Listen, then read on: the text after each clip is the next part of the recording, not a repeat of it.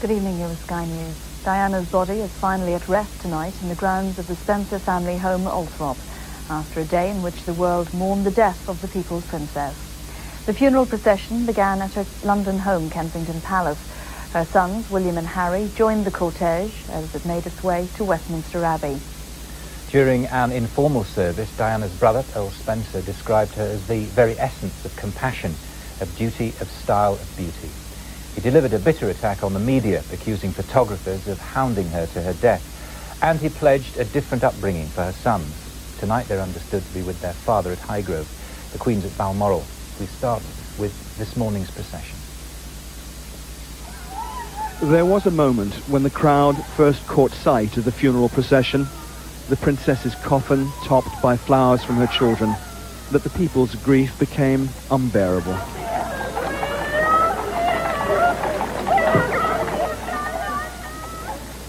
The long journey home on this early September morning had begun out of sight of the cameras as the casket at sunrise was gently placed on the gun carriage. At exactly 9:08, the funeral cortege moved slowly out of her former home at Kensington Palace at the start of the 4-mile route to Westminster Abbey.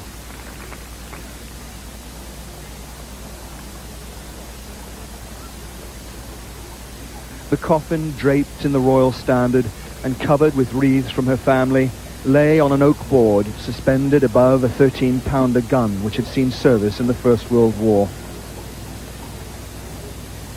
Drawn by members of the King's Troop Royal Artillery, flanked by 8 guardsmen of the Welsh Guards, the foot guards to the Sovereign maintained a slow and stately pace down South Carriage Drive.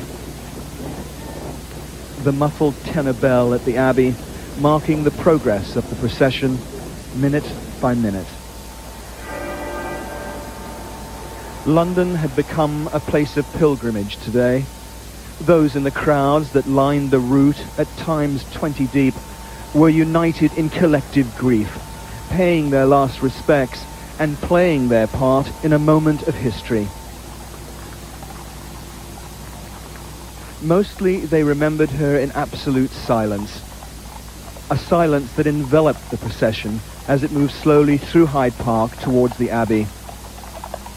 Most seemed numbed even after a week of mourning, unable to comprehend their loss. Outside the gates of the palace, the extended royal family, gathered together for the first time since the tragedy, waited to pay their respects before leaving for the Abbey.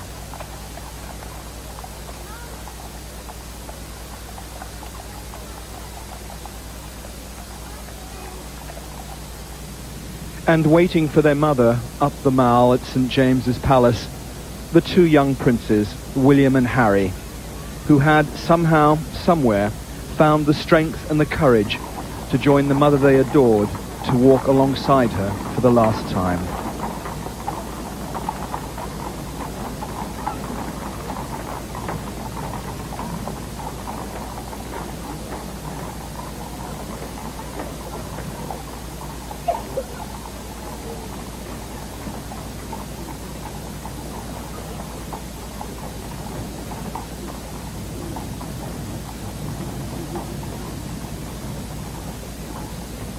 And behind them, not the massed bands and serried ranks of soldiers, so much a part of other royal funerals.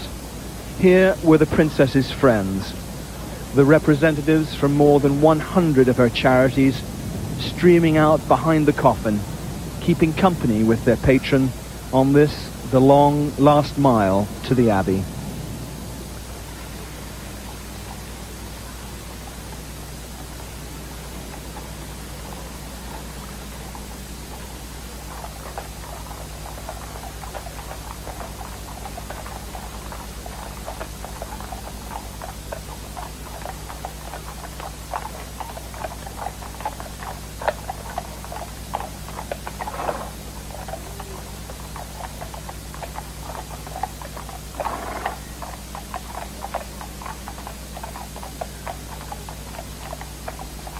It had taken almost exactly 2 hours to cover the 4 miles to Westminster Abbey.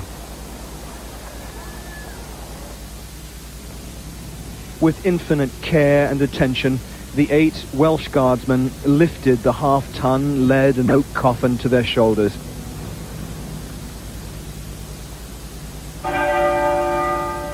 Finally entering the west gate of Westminster Abbey, the House of Kings, to lay Diana, Princess of Wales, beneath the altar of the King of Kings.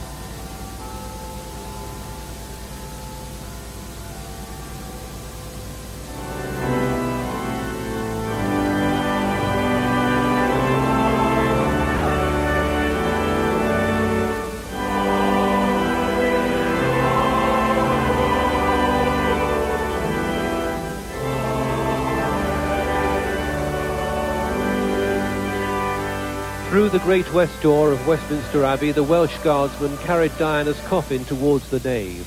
The nation held its breath for the young soldiers as they transferred the coffin onto the catafalque, the most onerous duty these young men are ever likely to perform. The ceremony was to embrace many traditional aspects of an Anglican funeral, but also some modern touches, reflecting the Queen's words that this would be a unique service for a unique person. The occasion would also be marked by a shattering address from Diana's brother, Earl Spencer. Outside the Abbey, as at many points throughout the country, giant television screens broadcast the service to hundreds of thousands of people, some of whom joined in the singing of Diana's favourite hymn.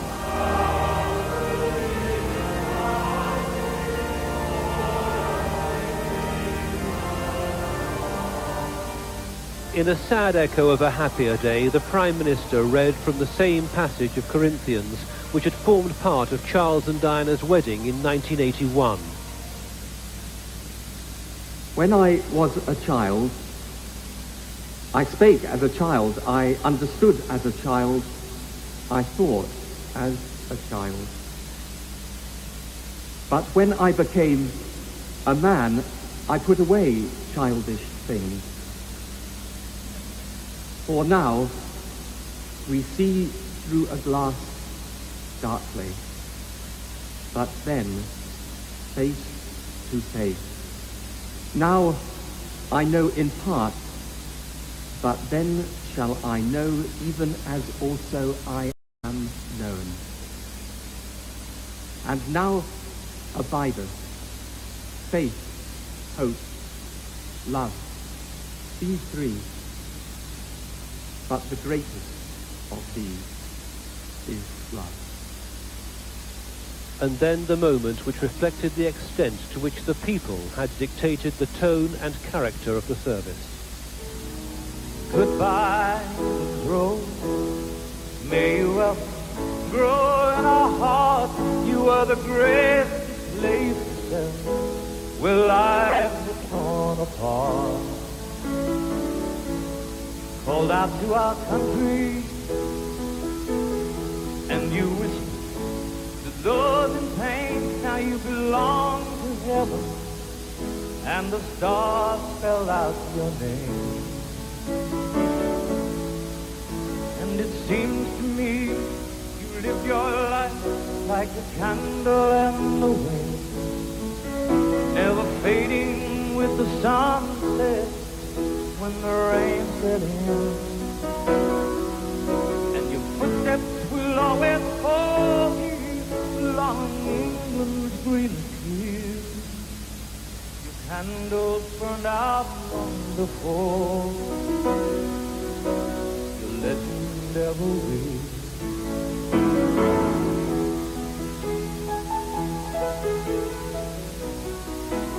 Since Diana's death, Elton John's Candle in the Wind has been the most requested record on Britain's radio stations. Originally a tribute to Marilyn Monroe, the song's been rededicated to Diana, who, like the American movie star, died amid events seemingly beyond her control. Golden child, even though we try, the truth brings us to tears. All our words cannot express the joy you brought us to these years. And it seems to me you live your life like a candle in the wind, never fading with the sunset when the rain set in. Your footsteps will always follow you along England's greenest fields. Candles burned out from before. Your legend ever will. The tribute from Earl Spencer was nothing less than astounding, an address which pulled no punches about his sister's life and death, and left the royal family in little doubt that Princes William and Harry, like their mother, should stay close to the people. On behalf of your mother and sisters, I pledge that we, your blood family, will do all we can to continue the imaginative and loving way in which you are steering these two exceptional young men, so that their souls are not simply immersed by duty and tradition, but can sing openly as you planned. We fully respect the heritage into which they have both been born, and will always respect and encourage them in their royal roles. But we, like you, recognize the need for them to experience as many different aspects of life as possible, to arm them spiritually and emotionally for the years ahead. I know you would have expected nothing less from us. William and Harry, we all care desperately for you today. We're all chewed up with sadness at the loss of a woman who wasn't even our mother. How great your suffering is, we cannot even imagine. I would like to end by thanking God for the small mercies he's shown us at this dreadful time, for taking Diana at her most beautiful and radiant, and when she had joy in her private life. Above all, we give thanks for the life of a woman I'm so proud to be able to call my sister, the unique, the complex, the extraordinary and irreplaceable Diana, whose beauty, both internal and external, will never be extinguished from our minds. Significantly, there was widespread applause inside and outside the Abbey for Earl Spencer's address. At the end of the service, the country and millions more around the world joined in 1 minute's silence. The half-muffled bells of the Abbey church ended the silence, and as the hearse departed, spontaneous applause broke out, in part a final farewell, and perhaps too a moment of relief that this most harrowing of mournings was drawing to an end, as was an extraordinary period in the life of this country. For 1 week in early September, a princess became a queen who found an eternal place in the hearts of her people, and the people saluted her as one who showed she could walk with kings nor lose the common touch.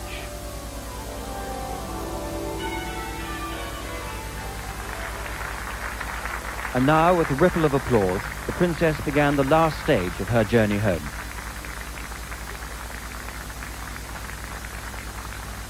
Starting off back along the route she came down just a short time before, on a gun carriage, escorted by guardsmen. That had been the very public part of the mourning process. But now that process, the mood and the purpose, was to change from a semi-state occasion to one of private mourning. As she passed the troopers outside Horse Guards Parade and headed towards her home, Althorpe, where she would be buried on a small island in the middle of the family estate. And already across the route she was travelling, mourners were throwing the last of the millions of flowers brought in her memory. Past Buckingham Palace, where the Union flag was still flying at half-mast, an unprecedented change to tradition and protocol. And the Union flag would come down, and the royal standard would fly again from the masthead, once the Queen, as reigning sovereign, returned. The police out came thick and fast, sliding across the hearse, in front of it, some landing on the windscreen and getting caught in the windscreen wipers.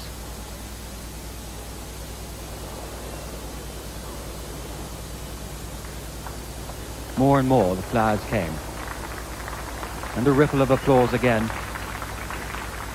with the crowds very, very close to the hearse as it passed slowly through this narrow street.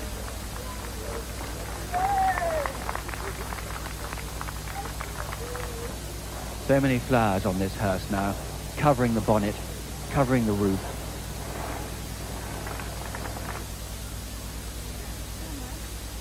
At the start of the motorway, the cortege stopped just for a minute or two, and someone got out to start clearing the bonnet of a huge pile of flowers that were on it,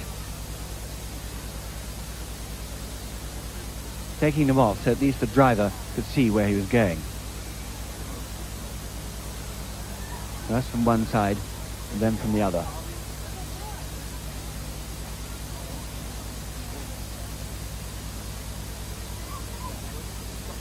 And leaving them by the side of the road.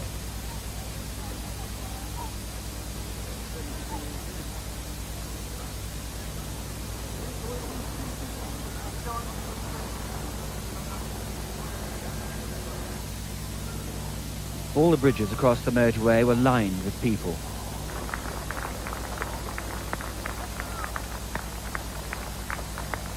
And even pedestrians now on the motorway, climbing up the grassy banks, pushing their way forward, all wanting to get one last glimpse of this small funeral cortege. At Althorpe's local station, Long Buckley, the royal train had arrived carrying the Prince of Wales, his two sons, William and Harry, Earl Spencer and his two sisters, Lady Jane Fellows and Lady Sarah McCorquodale, as well as Diana's mother, Mrs. Shan Kidd. Here a fleet of Rolls-Royces were waiting for them.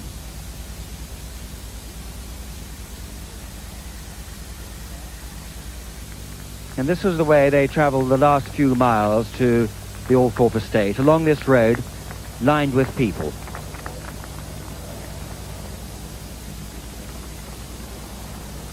And through the gates, where again flowers are piled high on either side, and into the privacy of this family home.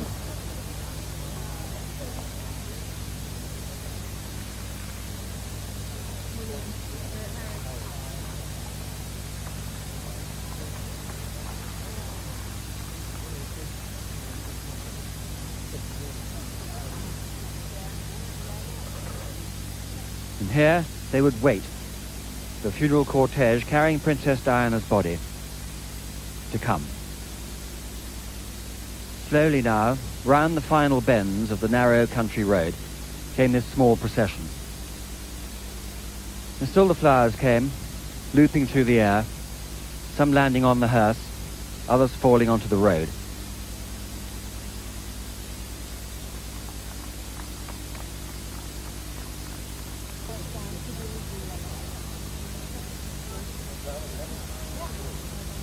Well, during his tribute to Diana, Earl Spencer spelt out his anger over the way he felt his sister had been hounded to her death. He also insisted that her two sons, Prince William and Prince Harry, should not be brought up, restricted by royal duty and protocol. Applause at a royal funeral, unprecedented response to an astonishing eulogy. In a setting where uncontentious tributes were expected, the princess's brother took the opportunity of a 2.5 billion worldwide audience to criticize the role of both the media in her death and first the royal family for insisting she relinquish her full title after the divorce. And who proved in the last year that she needed no royal title to continue to generate her particular brand of magic. And he vowed the Spencer family would shelter his nephews from the pressure of royal formality his sister had found so stifling. She would want us today to pledge ourselves to protecting her beloved boys, William and Harry, from a similar fate. And I do this here, Diana, on your behalf. We will not allow them to suffer the anguish that used regularly to drive you to tearful despair. And beyond that, on behalf of your mother and sisters, I pledge that we, your blood family, will do all we can to continue the imaginative and loving way in which you were steering these two exceptional young men. The princess's friends from the world of show business said they hoped it meant her sons would also embrace the concerns of society's victims. She backed AIDS, she backed leprosy, she backed homelessness, she backed drugs. She backed victims of our society. Absolutely. And Yeah. those with no voice. Yeah. Those who couldn't speak for themselves. So Now, if she does that, and if that is continued to the understanding of Prince William and Prince Harry, then her life will not have been totally in vain. The Earl, who'd banned tabloid editors from the guest list, told of the persecution and puzzlement his sister felt. She talked endlessly of getting away from England, mainly because of the treatment that she received at the hands of the newspapers. I don't think she ever understood why her genuinely good intentions were sneered at by the media, why there appeared to be a permanent quest on their behalf to bring her down. It brought the crowds outside to their feet in support, and 2 former editors accepted that the public clamour for change would have to be heeded. We're all guilty. I know it sounds a cliche and silly to say, but we all loved her to death. They were brutal because they just wanted to know anything, everything. They wanted to eat her up. She was a star. She was the most glittering star in the firmament. In surroundings of such tradition and continuity, the Spencer continued this week's pressure for change, urging a fundamental rethink in the royal family's attitudes, the media coverage, and the public's previously insatiable appetite for every detail. Jeff Mead, Sky News. And Jeff Mead's at Westminster Abbey. As the evening draws in, Jeff, what sort of atmosphere has been left at the Abbey by this extraordinary day? It has indeed been a day that none of us will forget, and as twilight falls here, still you can see in front of the Abbey the many hundreds of people still looking at those thousands of floral displays which have been such a hallmark of throughout this week and a culmination today of the people's mourning. They have come in their tens of thousands, most carrying a small, simple posy of flowers which they put at the places like here outside Westminster Abbey that have become a shrine to the Princess. This evening, many still strolling along here, reading the cards, looking at the flowers there. The traffic, as we can see, also is building up too now. But it's as though after such a momentous day, people still don't want to let go. They don't want to simply go home. They want to stay here. It's as if, even at this late stage, with the Princess now buried in Northamptonshire, the privacy of the Spencer family estate, these who regarded her so much as their own want to hang on to something of the day. They don't want quite to let it go completely. It was a momentous ceremony. It was also, from our point of view, a very quiet one, wasn't it?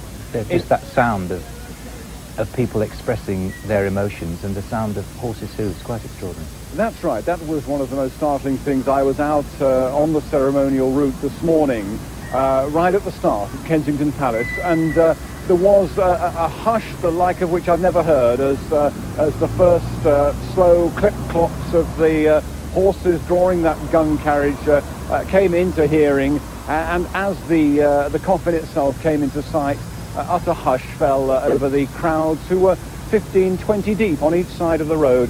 And it was only as the coffin was pulled into full view that you then heard the first and a remarkable sound in this country of ours, known for its restraint, the sobbing, the crying, the spontaneous shouts of "Diana, we love you." I think this very much the essence of what has been she's been described as the people's princess. This was the day when her people said their farewell, and it was something which expressed a very intimate relationship which such a figure, a member of the royal family, was able to establish with people. It was because they knew her so well through the media that they felt she was one of theirs, and almost it was the way in which her troubles have been so catalogued, and that's something that we in the media have certainly been criticised for this week, and astonishingly so, in Earl Spencer's oration in the Abbey behind me. But it was that kind of detail, I think, which gave people a sense that they knew her very well. They knew her failings as well as her successes. Jeff Mead, thank you very much. Well, let's join our reporter Andrew Wilson at Buckingham Palace, who's with newspaper executive Andrew Neil and royal biographer Christopher Wilson. Good evening, Steffi. Yes, indeed, listening to Jeff a moment ago, talking about people wanting to hang on. That's the case here as well, though I might add that the rest of London is like a ghost town. If you were to walk up to Oxford Street or beyond Hyde Park, there's absolutely no one there. No cars on the streets, and that means either the people who travelled in have gone home, or people have gone back to their homes and do not want to spend this evening going out or spending any more time together in public. However, here in the Mall, here at Buckingham Palace, and as Jeff was saying at Westminster Abbey, there are still a number of people who've made long journeys to come here, and that they want to stay a little longer, perhaps with their thoughts, perhaps reading some of the many floral tributes that we've talked about all week, and just spend a little more time before finally putting the lid on it, perhaps, because the funeral is always the end of everything in our culture, and of course Monday will be the beginning of a new future without the Princess of Wales. But with me tonight is Andrew Neil, Editor-in-Chief of the European and the Scotsman, and Christopher Wilson, the Royal Biographer. First of all, Andrew, if I can just comment on this idea that London is empty, but there are still some people here. Why are they still staying, do you think?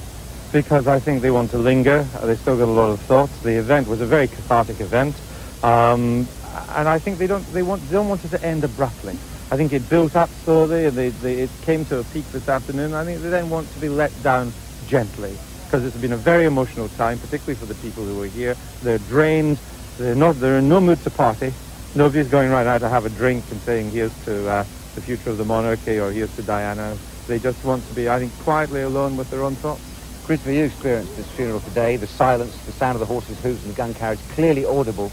Everyone completely involved in the funeral. And it's carrying on even now. I just walked down Bond Street to come here, and there are people wandering around as if in a daze. They're not talking, or if they're talking silently, very quietly, and there's a fantastically somber mood, and it is, as you say, a ghost town.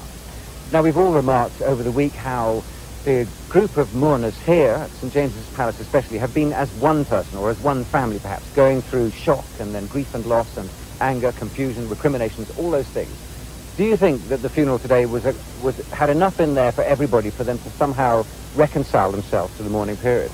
I think it was a great success. I mean, almost a surprising success, because it's very different from the traditional kind of event that the British put on. I mean, we know we're the best in the world at state funerals or coronations or royal weddings. What we didn't know we could also do, and I think the people themselves have a lot to get a lot of the credit because they nudged us in this direction, was that we were able to put on an event which touched every part of the nation, which was clearly British. It had some big traditional elements, but it was of 1997.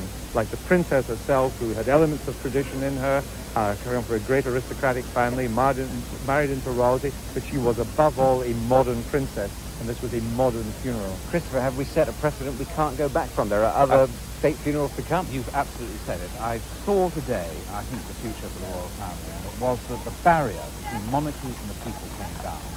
I think the moment which filled me with most poignancy was to see those hundreds of people walking behind the cortege, ordinary people who were in wheelchairs, being pushed by somebody else, who were on crutches, some people with sticks, they could barely walk. That's right. And they were part of a state funeral. Now before, all we've ever seen is the military, the dignitaries, titles, medals, all that sort of thing. Suddenly ordinary people were there. This is Diana's legacy. This is where the barrier has broken down. I think seeing a queen standing there with her family, displaying herself to the nation, was another indication. Coming to the side door. Yes. Coming to the side door. Yeah, I was going to say that the Queen mentioned there are lessons to be learnt from this. Earl Spencer indicated there were lessons to be learnt from this. Now, I'm sure both of you responded quite clearly to the politics of his statement. But at the same time, his speech, or his eulogy, if you like, was very moving and touched many people. He said so many things in there, talking about Diana's complexity, the fact that she was flawed, and that's what made her lovable. He even mentioned her bulimia as well, which is something you didn't think he would touch. And I think, again, it was a sign that we're moving to a more open monarchy, open in the proper way, not open as a soap opera, but open in its emotions to us, not trying to hide behind the traditionality of monarchy. And I think his remarks, cutting as they were in some areas, nevertheless began a new honesty between the monarchy and the people. Christopher, you know more than most the brutal protocol that lies behind something like an English monarchy. Was Earl Spencer barging in, or was he setting some sort of agenda? Yes, he was barging in, but Tony Blair has barged in this week. I think a great deal of what has happened this week can be put down to him. Now, tomorrow he is going to have lunch with the Queen. I think they are going to sit there and review what has happened here today, and I really, really hope, because I believe in the royal family, but I don't believe in the royal family as it exists at the moment. I want to see it change. I want to see it modernised. I don't want it to be living on protocols which were established 90 years ago. What I want to do is I want Tony Blair to sit down and tell the Queen what she needs to hear, because her private secretary, her advisors, her courtiers cannot say this. No, they give her the wrong advice too often. You know, the traditions of the monarchy right now was set down over 100 years ago by another prime minister in a monarch. It was Disraeli, the old famous Tory prime minister who brought Queen Victoria back out of Purdah after the death of Albert and made her an empress and the queen for an empire. Well, that was 100 years ago and more. Maybe Tony Blair is going to be the Disraeli of the 1990s and advise the Queen, because he talked about being a young country. That was what he talked about in the election campaign. Maybe he's going to make this a young monarchy again. Is there the foundations of a caring family within Balmoral? Well, of course, that was the point that Charles Althorp was making in his address. One of the things... He raised a finger to the royal family. He did, he didn't said, he? I am watching you, the Spencer family. Don't forget that these boys, William and Harry, are half Spencer. They may be half Windsor, but they are half Spencer, and the Spencer family, on behalf of the nation, is watching their upbringing. Because we don't want them to be brought up the way you brought up Charles and Anne and Andrew and so on. We're running out of time. That interesting point there, because I read a floral tribute yesterday from an old lady who wrote a note on the flowers saying, Prince William, I know you'll make a good king because you've got Diana's blood in your veins. Now, you know, can they be reared? Can the baseball caps stay on? The problem is that he hasn't got Diana as mother anymore, and he's only 15. He's gone through a terrible event. He probably blames the press for his mother's death. He is now, whatever Charles Spencer says, Charles lives in South Africa. He is back to some extent in the embrace of the House of Windsor, and that puts a slight shiver down my spine. Do you feel that way? When I saw the Queen standing there today, I hope she learned, as we learned, that the time has come for a change. I believe that she must have taken that in. Let's just hope with her meeting with the Prime Minister tomorrow, she can accept that and they can move forward. Charles and Andrew, thanks very much indeed for joining us. Thank you. Will you leave us here at Buckingham Palace? Much to think about for the future, but indeed much to think about that's just happened over the last few days. What is sure, I think, is that in the final words that came out of Westminster Abbey tonight, we do have to say goodbye to the past and look ahead for what's to come, however interesting or daunting it might be. Steffi. Princess Diana was finally laid to rest in the most private of family services at her ancestral home of Althorp. Spokesman Brill Spencer said the family did not intend to release details of the burial, which was always intended to be held away from the public gaze. A day of powerful emotions in the county Diana called home. Althorp Hall this morning besieged by flowers, a final chance for quiet contemplation and to pay final tributes. If someone dies who you love, you want to be with them when they're in their final resting place, don't you? So that is why we're all here for Diana. And so they came in their tens of thousands, lining the route of Diana's last journey, along roads she would have known as a teenager growing up here. And again, her cortege deluged with bouquets. We thank you for the way that Diana became a beacon of hope. Here they'd followed the funeral service on the radio, and nowhere was the minute's silence more deeply felt. Many moved close to tears. Very sad. I just feel an emptiness almost, but it was good. Words can't describe it, is it? I think, like I say, everybody was just so touched by it. They'd waited for hours to welcome her home, but now the long vigil was almost over. Some perhaps too young to fully comprehend what they were seeing. But as I'm very pleased she has come home. Very pleased indeed. And I think it's a right fitful place for her to be. She's an Northampton girl. And now she's home. Very sad, yeah, she's gone home now. And God bless her. But I think we did her proud. It was a lovely day, lovely funeral. John Ray, Sky News, Northamptonshire. In Paris, where Diana died almost a week ago, people stood in silence to remember her.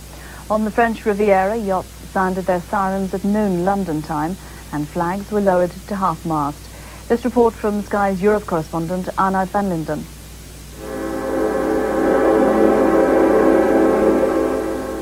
The sirens of the yachts in the south of France trumpet their grief. A few short weeks ago, the princess had still been on holiday here. Now, in every harbour along the Riviera, there was the same piercing declaration of mourning at the precise moment the princess's coffin was carried into Westminster Abbey. In the French capital, the opposite occurs. The lights at Marks and Spencer are dimmed, and at this most British of stores, French staff and French customers ponder the moment in total silence.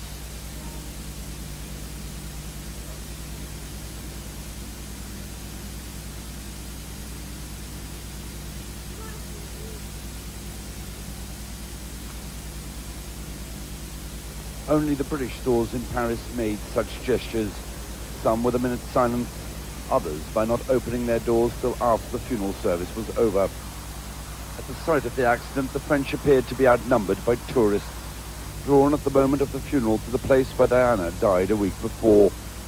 They read the tributes left behind over the last 7 days, some short, some long. They stared at the flowers, some fresh, some fading, and individually they mourned. One family from Cheshire choosing not to go home, but to be at this place, at this moment, to pay their respects. If I'm not in London, I'm glad I'm here. Because it's terrible. Only at one spot did the French authorities mark the day. A single policeman bringing the traffic to a halt from the Faubourg Saint-Honoré outside the British Embassy, as inside they observed the end of a week of worldwide mourning and closed the book of condolence. Mesdames, Messieurs, s'il vous plaît, une minute de silence à la mémoire de Diana, princesse du Gard.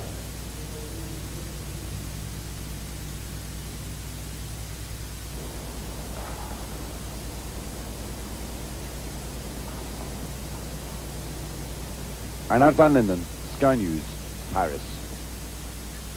The funeral was attended by many celebrities, all personal friends of the princess. After the service, 3 of them gave their reaction to the day's events to Simon McCoy. Oh, I think so. I think it was a wonderful mixture. When Elton sang that song, I think it was dead right to include it in the service. And it didn't jar at all, not one iota. But I think the star of the show, if you'd like to call it that, was her brother.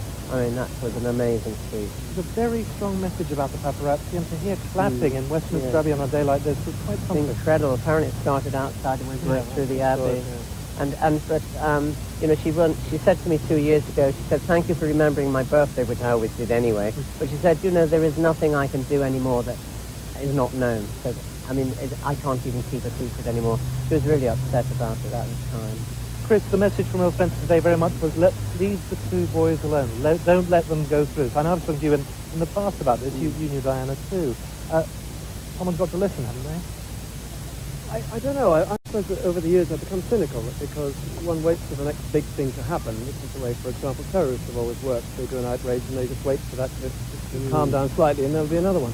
But I think on this occasion, the love that this woman has generated on such a massive scale all over the world has also turned to a greater understanding.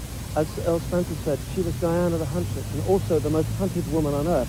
I thought perhaps the most moving occasion and moment in the entire service was that when Charles Spencer finished speaking, outside, the people listening and watching, applause started. We were here. It was quite amazing. Nobody applauded in the Abbey to start with. It was silent. And that applause, that public statement, that public determination that what she stood for, she not do, but moved into the Abbey, into the whole Abbey. Awesome, wasn't it? I've never heard anything in my life. Memorial service. No, I mean, you're always told not to clap in the church, aren't you? That was the answer. That was the people saying, you must listen. And Charles Spencer, of course, said that. I mean, he said her blood relations will see that happen. The concern, obviously, and firstly for him, obviously, were William and Harry. Yes. What is the message to television executives, newspaper editors after today? Give them their time. Give them their space. I agree with you, Wayne. If you went to her home, as my colleagues have many times, I'm sure, you go into the main sitting room and there are pictures of all sorts of people around the place. 90% of the pictures are with William and Harry, or of William and Harry. And if she cared about anything above everything else, it was their future. And she was absolutely determined that this protocol and ring-fencing of the royal family was something which she found unacceptable. And that if the royal family and our hierarchical establishment in this country was to continue, they had to be made aware of the cruelties of life. That's why she didn't just back the obvious charities. She backed AIDS, she backed leprosy, she backed homelessness, she backed drugs. She backed victims of our society. Absolutely. Mm, And yeah. those with no voice. Yeah. Those who couldn't speak for themselves. Now, if she does that, and if that is continued to the understanding of Prince William and Prince Harry, then her life will not have been totally in vain. The Queen, the Duke of Edinburgh and the Queen Mother have arrived back at Balmoral. They were driven in through the gates a short time ago. Tony Blair and his wife Cherie will join the Queen at Balmoral tomorrow. The focus for many in Scotland today was in Edinburgh, where the funeral was watched at a special service.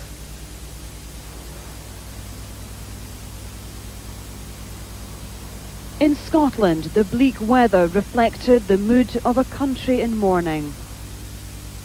In the shadow of Edinburgh Castle, silent crowds gathered to watch the Westminster service on giant screens. They didn't want to be alone, they said, as they remembered the Princess of Wales. We were very shocked at the beginning of the week when we heard the news, and we just want to come and be part of it with other people. I think everybody just feels absolutely heartbroken, and I didn't want to be alone.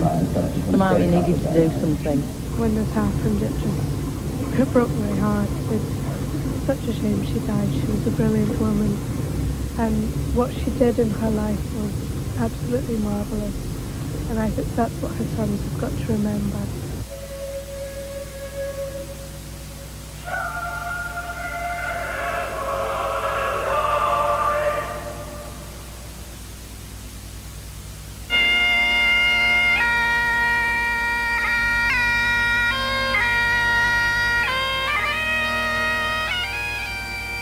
The minute's silence was broken by a piper's funeral lament.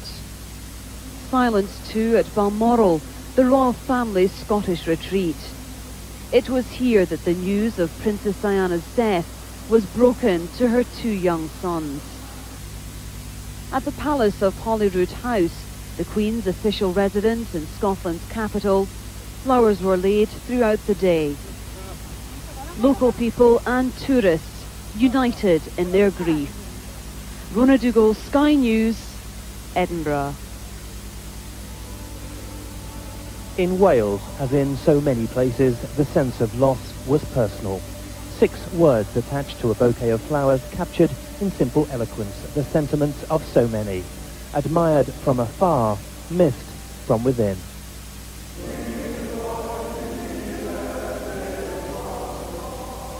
At Cardiff's Llandaff Cathedral, a male-voiced choir began the national service of remembrance. Video screens relayed live the funeral from Westminster Abbey, the congregation here joining in with both prayer and song.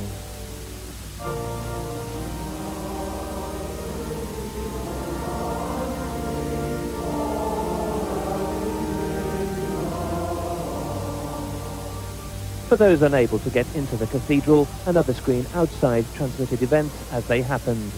The people here not just watching, but taking part. For 1 minute, the whole nation keeps silence.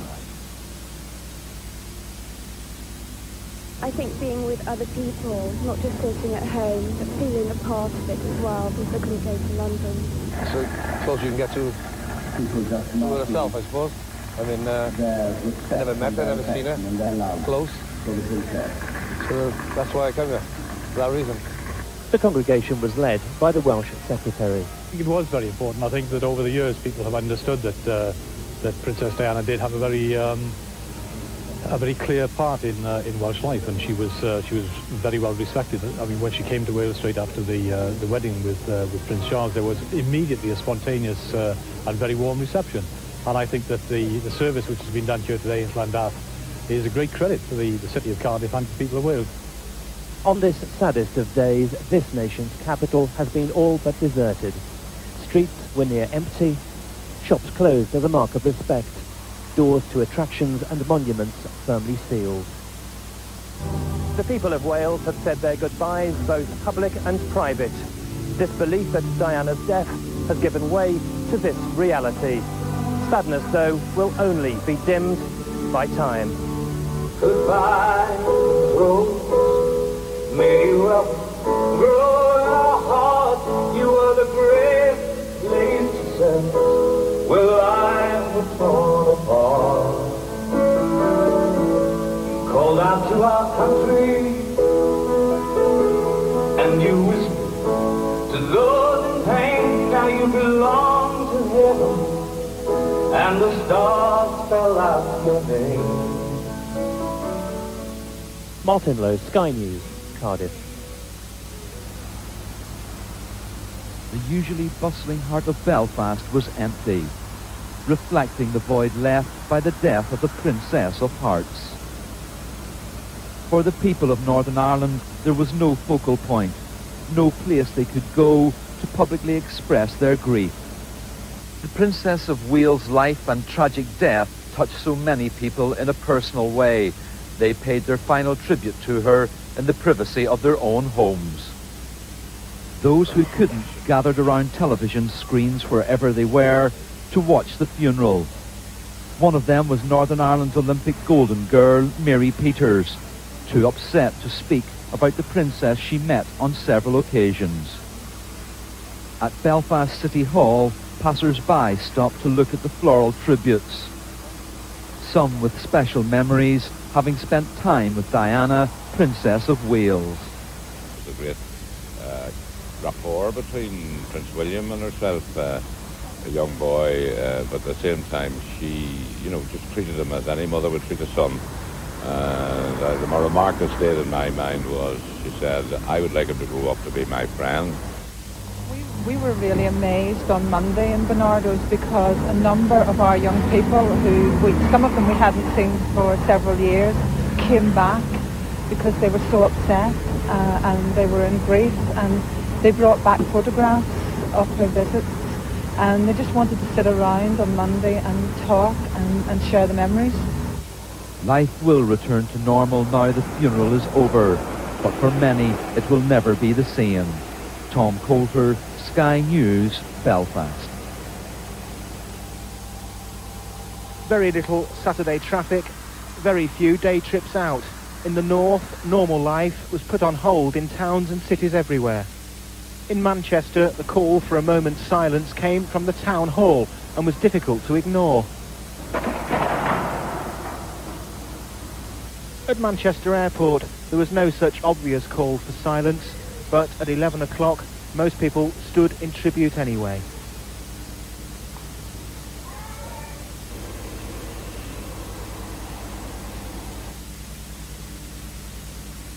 Hard to believe, but this is Blackpool on a Saturday in September. The holidays aren't yet over and the Golden Mile would normally be packed. But on this Saturday in September, at least until 2 p.m, the deck chairs stayed covered, the arcades stayed closed, and the fair rides stayed motionless. In Liverpool, the two Mersey tunnels were closed for a time, while these children of Toxteth showed their appreciation of a princess they once met.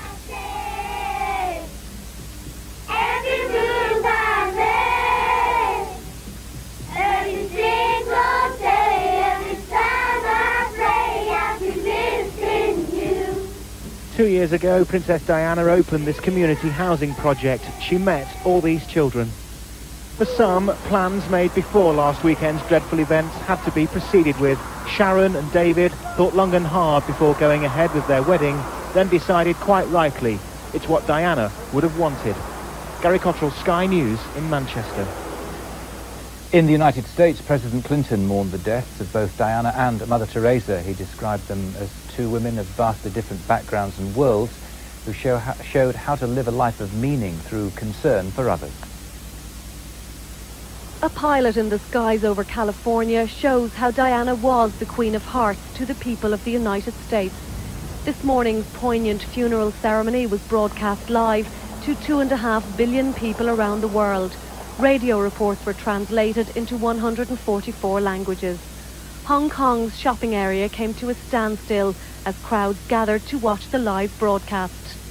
Sadness and loss etched on their faces, these people mourned the princess thousands of miles from where her funeral was taking place. In Australia, the crowds at this soccer stadium in Adelaide came to a standstill for 1 minute to remember Diana. A sad lament from a lone piper, the only sound filling the air. The flag was lowered to half-mast outside the British Embassy in Tokyo. People came from early morning to say their own farewells. A mother and daughter pray for Diana among the photographs and flowers laid in memory of the princess. In the Irish Republic, the tricolour, so often a symbol of anti-British feeling, became instead a symbol of mourning for the Princess of Wales. And these people flying out of Britain today stood in silence at Heathrow Airport, united in their grief. Like so many others all over the world, they had probably never met Diana, but she touched their lives in a unique way. Eileen Whelan, Sky News. Many of the thousands of people who Diana helped, often without publicity, joined the huge crowds today to pay their respects. Among them is Emma May, a teenager who struck up a real friendship with Diana after the princess helped to fund her treatment. Emma has Turner syndrome, a condition which only affects women and causes a variety of serious illnesses. Emma has produced her own video diary of today's events. My name's Emma May, I'm 16 years old, and I've come to London today to pay my last respects to Princess Diana. I met Princess Diana in 1991 when she presented me with the Champion Children of the Year award for triumph over adversity. For the years after that, we kept in touch by letter. She was always interested in how everything was and kept telling me to stay strong and keep up my courage. And she was just a friend in every sense of the word. I've come up to London today with my mum, Carol, and she was as equally devastated as me on Sunday when we heard the news and wanted to come up with me to pay her respects to Diana. Just sort of very sad for the way that, that she was treated, really, and, bearing in mind that she's the mother of our future king, really, and... Very sad. I feel like I'm saying goodbye to a friend, really. His funeral, the procession is just about to come past. It's devastating. The cortege was very grand and everyone was very silent. And it was just a very sad, solemn moment. It brought home everything that had happened over the past few days. It just didn't seem real still that it was her lying there in that coffin. It just felt that it was totally unfair.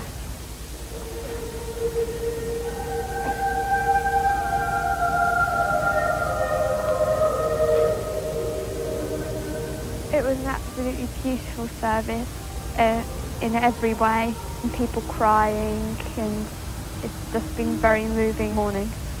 I think Princess Diana would have been proud. She deserved every bit of it. Time to look at sport. Phil Martin joins us.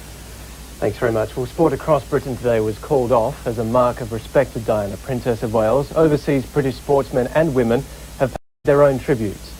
Tennis number one Greg Rosetsky is wearing a black ribbon during his US Open semi-final against Jonas Björkman at Flushing Meadow.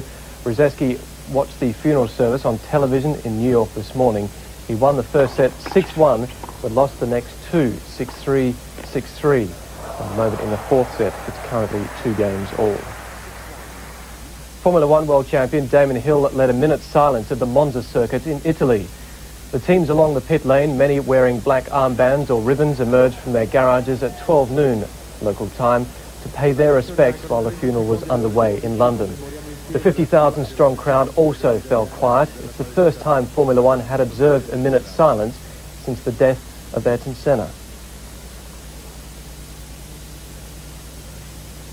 Qualifying for tomorrow's race eventually got underway. Benetton's Jean Alesi took pole position with Hill in 14th place. The Olympic gold medalists Stephen Redgrave and Matthew Pinsent won gold as part of the men's coxless fours at the World Rowing Championships in France. The British women's coxless four also won gold, and there were silver medals in the women's double sculls and the men's lightweight eights, with a bronze for Greg Searle in the men's single sculls. At the medal ceremony, the Union flag was raised to half-mast during the national anthem. The golfers competing in the European Masters at Crans-sur-Sierre in Switzerland also observed a minute's silence before the third round commenced. Many of the players also wore black ribbons or armbands. The leader going into tomorrow's final round is the three-time Open and US Masters winner Nick Faldo. He finished on 14 under par, 1 stroke clear of the field. That's the sport now. Here's Michael. Phil, thanks so much. It was Diana's work with charity that won the respect of so many people. She helped organisations like the Red Cross, the Leprosy Mission and AIDS charities. Millions of people worldwide whom she'd never met benefited from her efforts. Here are some images of Diana, the carer.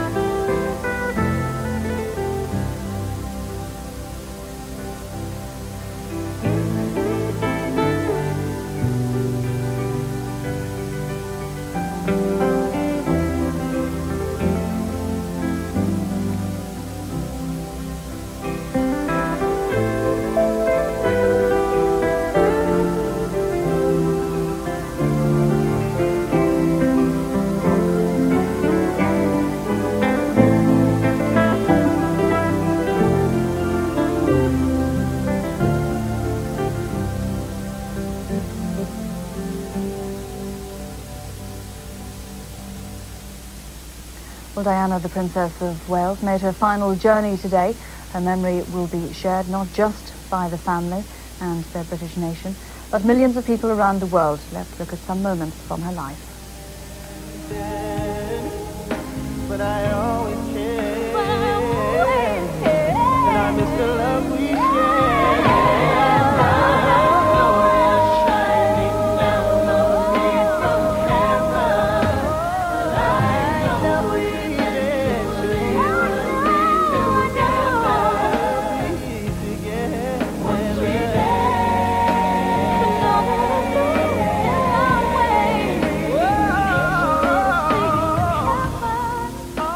I think the British people need someone in public life to give affection, to make them feel important, to support them, to give them light in their dark tunnels.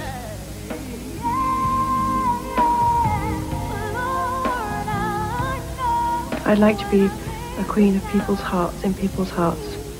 Someone's got to go out there and love people and show it.